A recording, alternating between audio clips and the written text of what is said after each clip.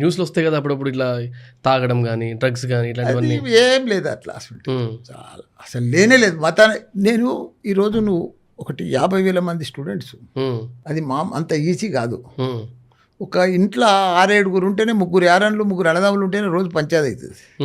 యాడనో తానా పిల్లల తానా ఏవల తానో పంచాయతీ అవుతుంది.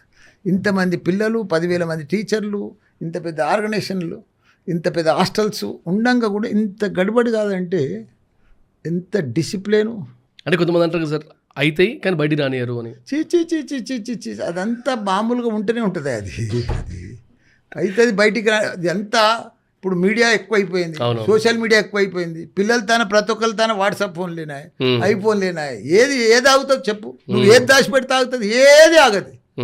అంత పర్ఫెక్ట్ ఉంటేనే ఇంత బాగా నడుస్తుంది. అందుకే పిల్లలే మనకు కదా, వాళ్ళ కోసం వచ్చిర్రు, వాళ్ళకి మంచి చదువు చెప్పిస్తున్నాం, మంచి